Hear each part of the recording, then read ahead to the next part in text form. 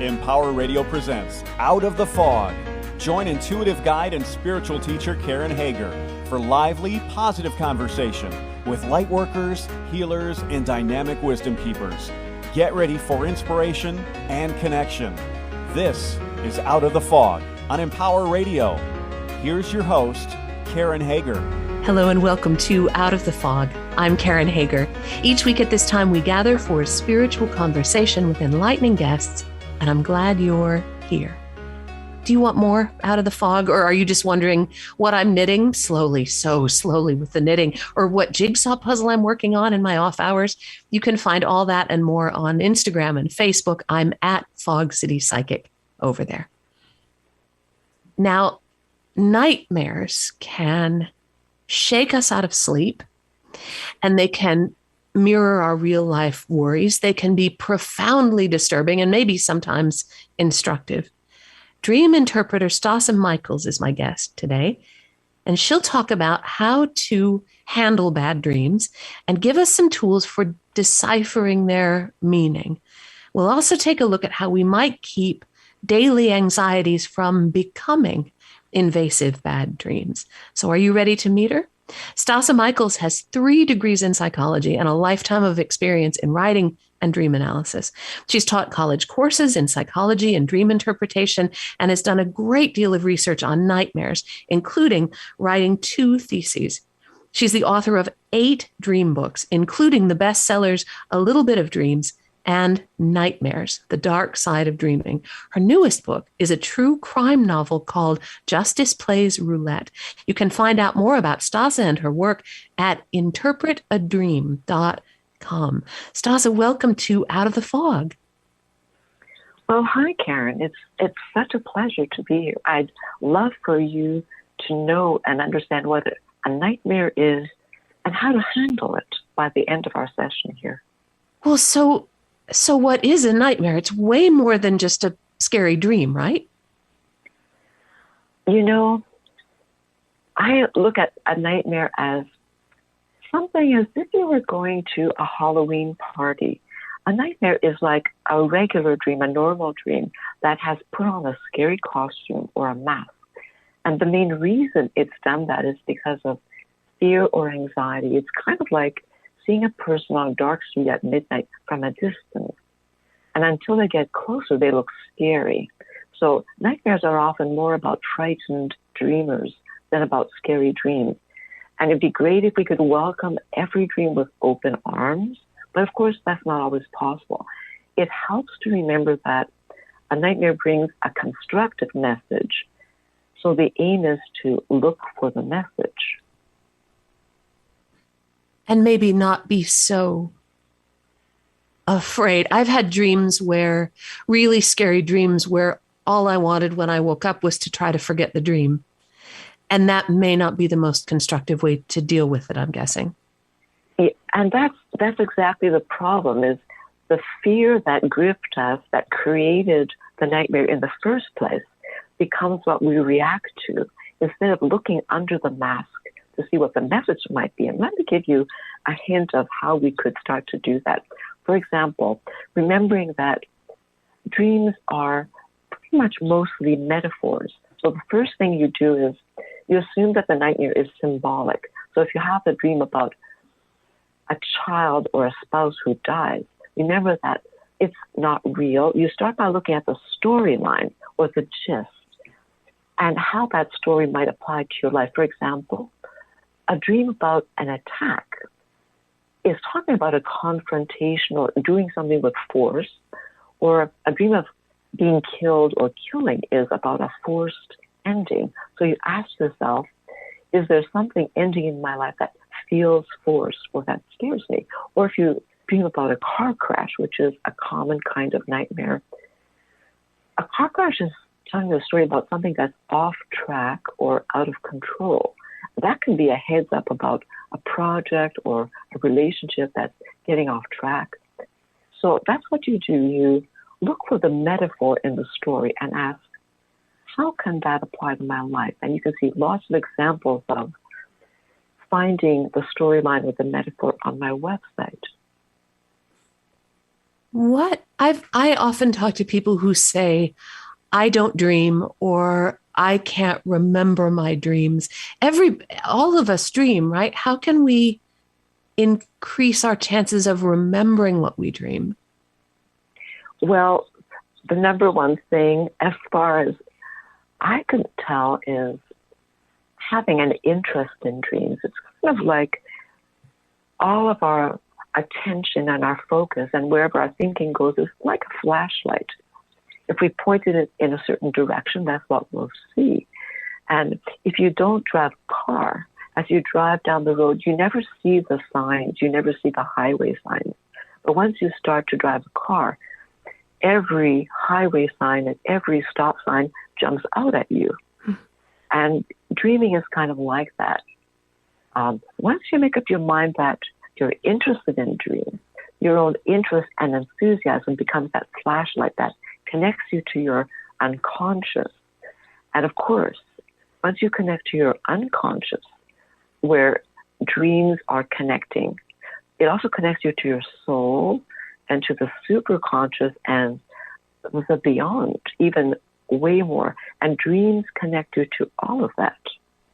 So number one factor, I believe, is just the interest and the enthusiasm.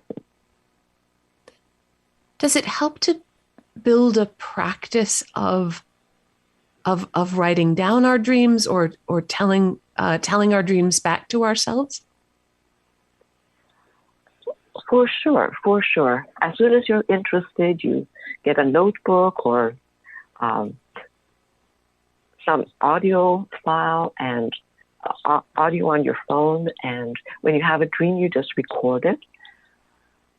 But a lot of people start recording their dreams and then it kind of sits there in a computer file or in a book.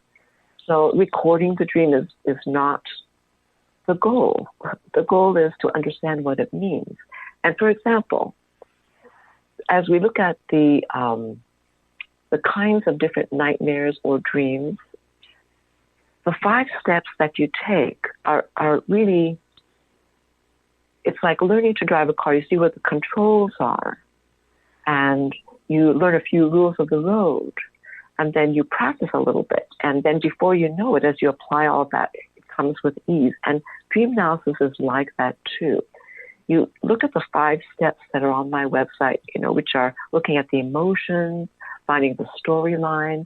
Then you see how that storyline or metaphor applies to your life. And then you look at the symbols. What do the symbols mean, whether they're scary or not? And the symbols connect you to your memories. What was your experience of a rose? To one person, it's an experience of love. They got roses on Valentine's Day. To another person, they saw roses at a funeral of a loved one. So a rose to them means sorrow and sadness.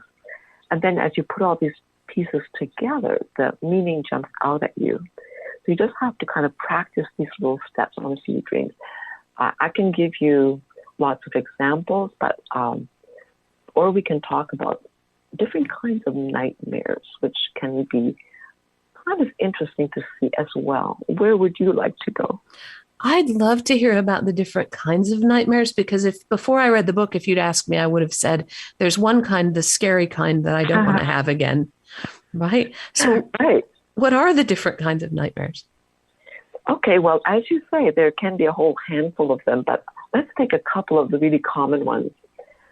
One of them, the more basic kind, is when you have a fear, and that's a real fear. So, for example, the company where you work begins to downsize and they begin to let people go, and you're afraid you're next. So your own anxiety and fear brings on a nightmare. You begin to dream that your house is burning down. So that's a story about a huge loss.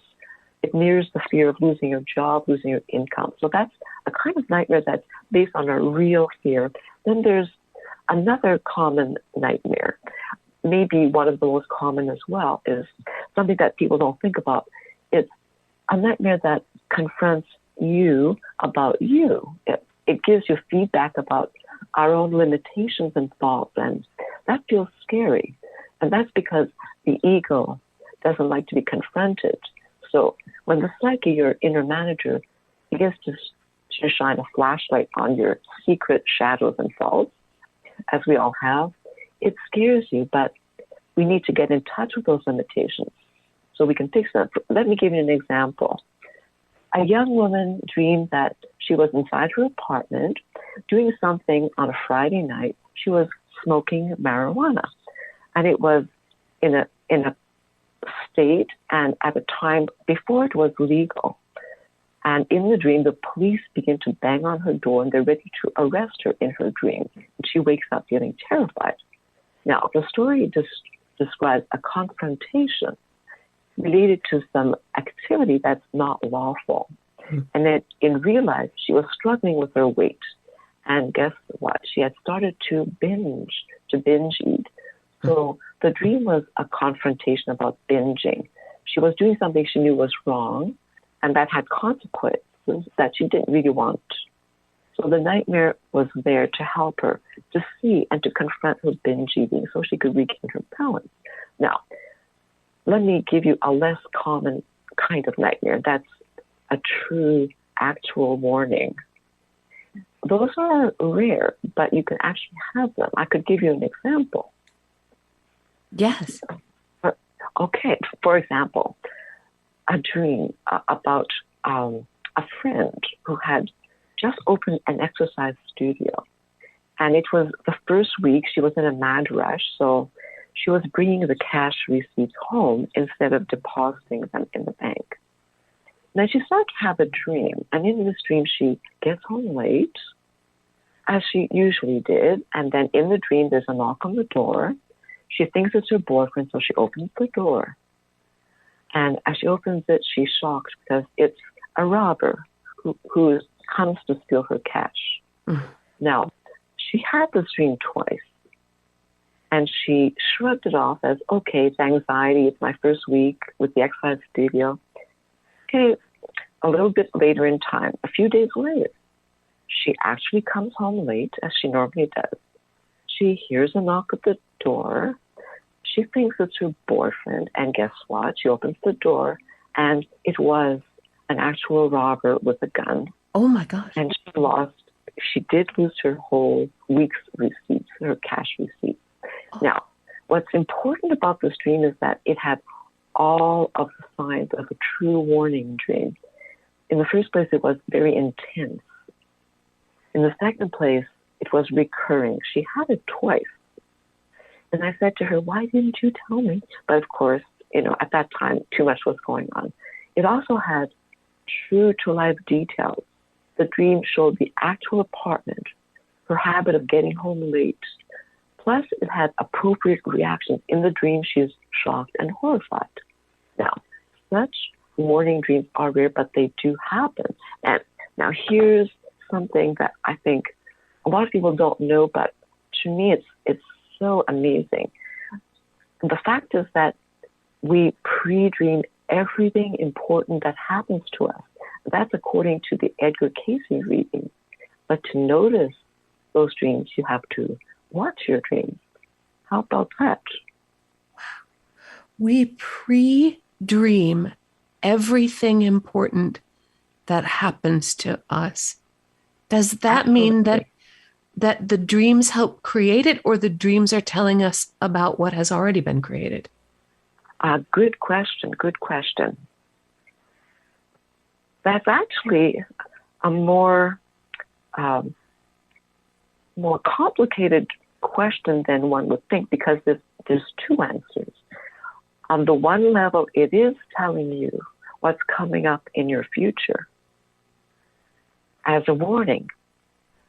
On the other hand, when you talk about, okay, where does the warning come from? How come we can see dreams about the future and get these warnings? And we think of that in terms of, okay, getting connected to your unconscious and then the superconscious is like kind of standing on a hill or a mountain. And if you take a ball and you roll it down one side of the hill, you can see where it's going to roll. One side can have green grass, another side can have branches and sticks where it will stop, another side can have a river or a stream. But you can see where the ball is going to land. And our daily choices are kind of like that, are kind of like standing at the top of a hill and pushing a ball down the hill. Your psyche, your inner self, is connected to all of your choices, all of your thoughts and feelings, all of your past experiences, and your goals and wishes. So it is like the part of you standing on the hill, and it can see when you make a choice, like pushing the ball down a hill, you can get an idea of where it may land. It's kind of like just a guessing game, let's say, that the psyche is playing, that our own mind and inner self is playing, except it's basing it on all the facts that it knows. And so a dream will tell you what is coming up based on your choices. And that's how your choices will end up most of the time. If you stay on that track, if you change your choices, that outcome won't be there. Does that make any sense? It's kind of blowing my mind. It does make sense. And it's then part of the value of those warning dreams. Because exactly. if we can feel into those warning dreams and see them as such, we can make those little changes. Come home earlier, don't bring the cash receipt home, don't answer the door. Exactly. And most of the time, I can't say all the time, but a lot of the time when you have a warning dream, it comes in enough time for you to change something or do something that will either stop it or alleviate it. And that has happened to people. They've dreamed that they're going to be on a certain road, and when they get to a corner, they see a truck going through a red light and crashing into their car. And it's the exact car that they're driving. It's the exact road and corner where they drive. And so one person who had that exact dream, as they were coming to that intersection, suddenly remembered that dream, and they slowed down and they stopped to make sure that they were having a safe road before they went forward. And sure enough, in that 5-second delay, a truck crashed through the red light. Wow. Fortunately, missed them. So most dreams do help you. Sometimes you get a warning dream, though, that's just a heads up to prepare you emotionally about something that you can't change. Like if there's a loved one who's going to die, it could be a parent or someone that we love, and we can't change it. So there are certain warnings that we get that we can't change that simply prepare us emotionally for it. Now, there's another kind of dream, though, that kind of brings up all of this connection to the unconscious that's really interesting. And that's about death in dreams. Now, most of the time, dreams about death and dying are symbols about change or endings. But one of the most fascinating kinds of dreams are dreams about a visit with a dead loved one. You dream about someone who has died. And that brings up a fascinating point that not all dreams are actually dreams. Some are real experiences that you remember as a dream, because dreams are your only vehicle of memory while you sleep. And visits from a dead loved one, you often have them on an anniversary, on their birthday or your birthday, or at a time when you need reassurance. Let me give you one of my favorite examples. There was a young woman. She was about to get married, and her dad had died suddenly the year before she got engaged, so her dad never got to meet the groom. She was very close to her dad. And then a few nights before the wedding, her fiancé had a dream. In the dream, her dad appeared to him and said to him in a very stern voice, "Treat her well." And he repeated it 3 times. So this groom said, "I will." And he was kind of terrified. So when he shared the dream with her and her family, they all laughed because it sounded just like her dad. And he was letting her know and them know that he knew about the wedding and he loved it.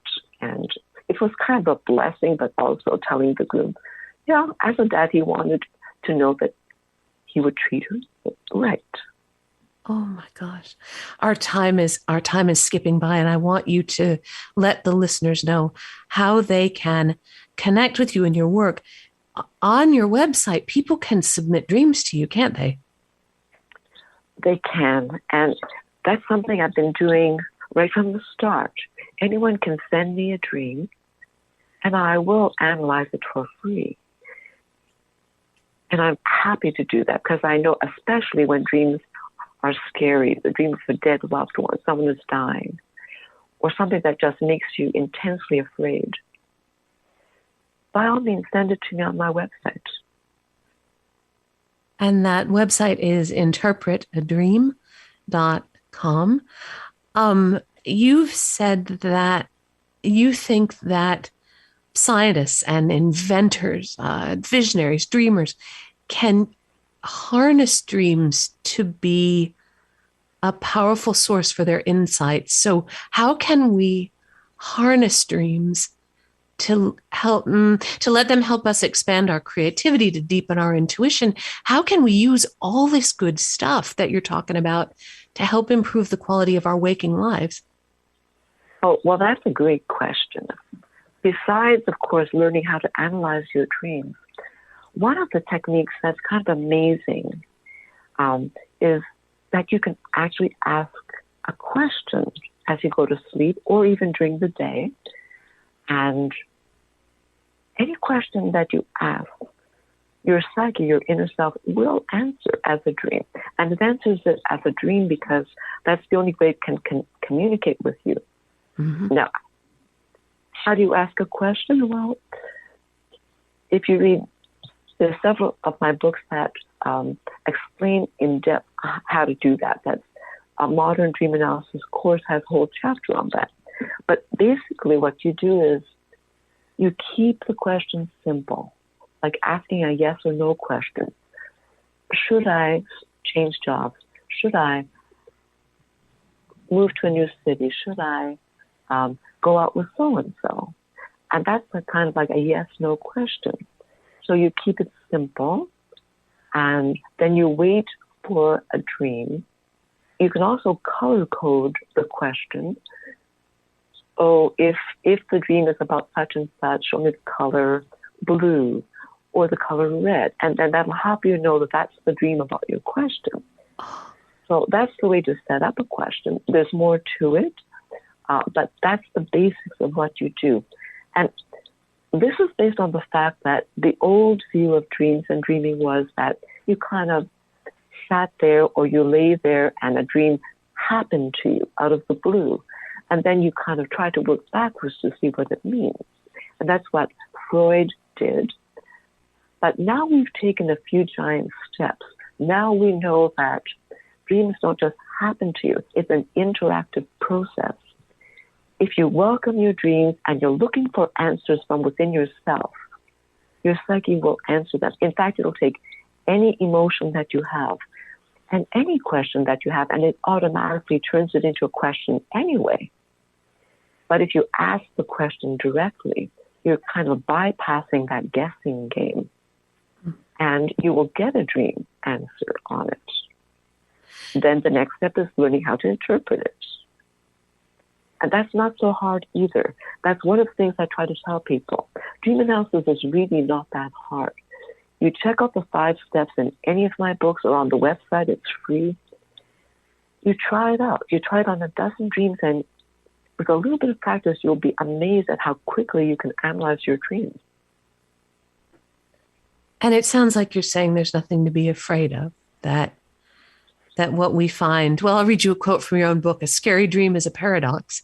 It is bitter tasting medicine for the mind and heart, yet the core of the nightmare holds a sweet center, a message that transforms. So do we need to be scared?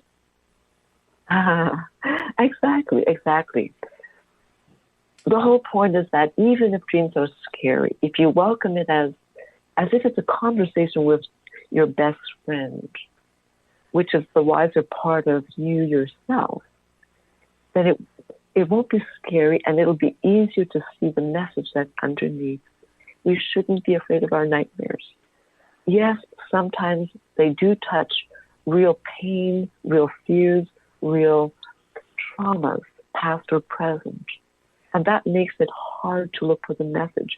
But if we just kind of relax and look for the message, once you find the message, it can release this amazing energy. It's kind of like finding a whole new part of yourself you didn't know was there. And it might keep us from having the same dream again and again and again. Exactly. If you have a recurring nightmare, the trick is once you find what it means and it tells you where that message is of something either you have to do or something that you have to heal, then once you get the message, the recurring dream will stop. The recurring nightmare will stop.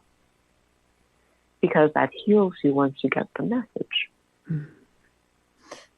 Stase, thank you so much for talking with me. This is fascinating stuff. I will take things away from this and put it into my own, like when I go to bed tonight, I'll be asking a color-coded question. So thank you so much. It's my true pleasure. That is Stase Michaels. We were talking about some material from her book, Nightmares, The Dark Side of Dreaming. And you can find out more about Stase and her work at interpretadream.com. There is a 5-step dream analysis technique that you can find that's free on that website. And as she said, you can submit a dream to her for analysis, and she's happy to do that to help you feel more insight into your own story, onto your own path. That's at interpretadream.com. And you are always welcome over at KarenHager.com. It's a good place to find out about upcoming classes and events. You can even book a private session with me there if you are so inclined. And remember, you can find me on Instagram and Facebook at Fog City Psychic too. And thank you for listening today. Together we are spreading a little more light in the world, and a little more light is always a good thing. Until next time, I'm wishing you peace.